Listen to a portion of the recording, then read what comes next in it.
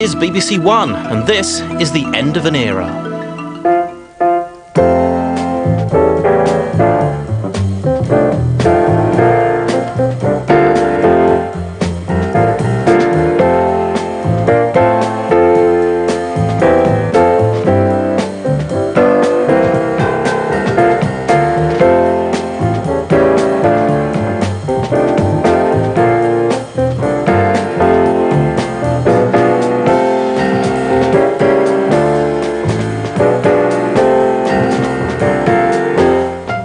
Good evening.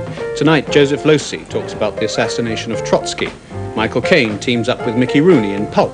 We take a look at Shirley MacLaine in The Possession of Joel Delaney, and we'll be looking at the work of the British Film Institute Production Board. Hello, and after that faltering start, we're now about to come to a grinding halt because, yes, this is my last programme for the BBC. And no, please don't do that. I hate to see grown-up people cry. Try to stifle your very understandable grief while I deal with the business in hand. This week, Jennifer Aniston stars in The Object of My Affection. Brenda Blethyn and Julie Walters team up for Girls' Night, and I'll be offering a rundown of the summer's potential blockbusters. First up, though, The Object of My Affection, a romantic comedy about a New York couple as such, serves as a touching tribute to Mastroianni. And that's just about all, really, except for this next bit, which I had nothing to do with, so don't blame me. It's a compilation put together by the Film 98 team of what you might call my own journey to the beginning of Film 72. You've met every star, you know, under the sun. Who's your fave? Who's your fave? Who's my favourite? Yeah. Who's my favourite? I don't have favourite. Is this superstardom you now have, is this going to change your life at all? No, dear, I've had my change of life. There's a malicious rumour going about that Lillian Gish is 78. I don't believe a word of it. It's not true. It isn't true. I'm not that old. I didn't think it could be. No. I shan't ask I'm as you. old as I look. Well, goodness me, that's a child yet.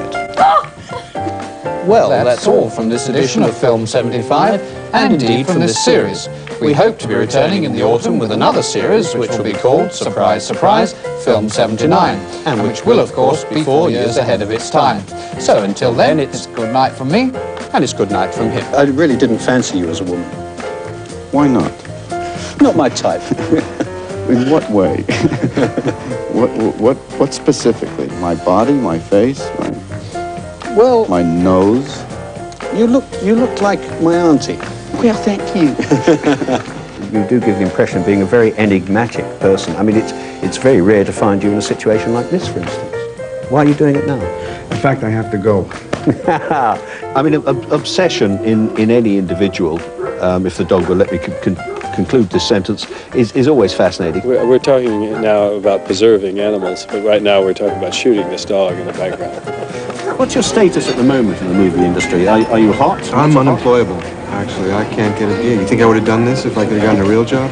Forget it. Seriously? I'm dead serious. Really? Do that again. Take two. Turn this around. We want to see it. Really? No way. Do the really. I want to see it. There are two lobbies. There's the pro-Costner lobby and there's the anti-Costner lobby. What's that mean? Anti? Well, Who would lobby against me about what? Let me explain. I'm dying to hear this. I was going to ask you about the disadvantages as well as the advantages of being married to Tom Cruise. Do you actually have to Well, the try advantage is I harder? get to go to bed with Tom Cruise every night. Since Coppola was the producer, did he interfere much? Interfere? What am I going to say? Francis, I'm sorry, what have you ever done? How dare you? Interfering on a Kevin Brannigan movie here? How dare you? I get friends in England. I haven't. You've got two films down here. You've got an awfully big adventure in the Director's Fortnight. Yes. And The Englishman Who Went Up the Hill in Un Certain Regard.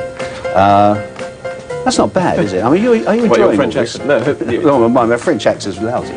I could leave here and you know, I won't say I'd get killed in a car wreck, but you know, I could leave here and suffer a shoulder injury that would make it hard to get up out of bed every morning. We know how that works. Right now, I don't have anything like that, so I do consider myself to be very lucky. It's a nice note to end on. Thank you very much indeed. What, the car crash then? No, considering yourself very Oh, okay, very good, all right. We'll end with the car crash if you prefer it. No, whatever you want to do, whatever you think is best for your viewers. And we have an Australian film, Mr. Reliable. Good evening. And talking of Mr. Reliable, your very own Mr. Reliable himself, Baz O'Norman, is here once again. A spurious tale of a lone American hero, Woody Harrelson, daringly rescued from behind Albanian lines. In detail as well as outline, this turns out to be an uncannily prescient idea. Do we have to have that thing floating about behind me? Be that as it may, let bygones be bygones, and let Cecil B. DeMille. What is there to say about a man who's seen them all, from Ava Gardner to Jean-Jacques Gabor? To meet you, I just have to make a movie. That's right. I just got to go out and spend like $65 million. That's all. That's all it takes. So you're the $65 million man. That's Absolutely. That's what it takes for a meeting with you. Look at you. I mean, I'm delighted to be talking to you. Well, I'm delighted to be talking to you, but I mean, that's... I am, I'm afraid, yes. Good evening, or rather where you are, good morning, and welcome to the 70th Oscar celebrations here at the Shrine Auditorium in downtown Los Angeles. BBC, Barry Norman. I can't believe it. Barry Norman's here. This is it. BBC. Barry Norman at the Oscars. That was as big as Des O'Connor. What's life like at the BBC, really, Barry? Come on. Is this off the record? Off the record. Oh, it's bliss. It's absolute bliss at the BBC. Would I lie to Bruce Willis? You know, it's very unnerving to watch all your yesterdays flashing before your eyes like that.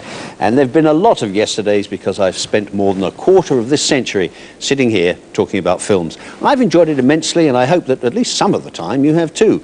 So as I head off for pastures new, now it's okay. Now you can let the tears flow unchecked.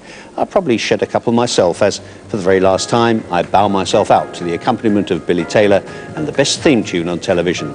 My thanks to you for watching, and to all the talented people who have, over the years, made this a pretty damn good program. Goodbye.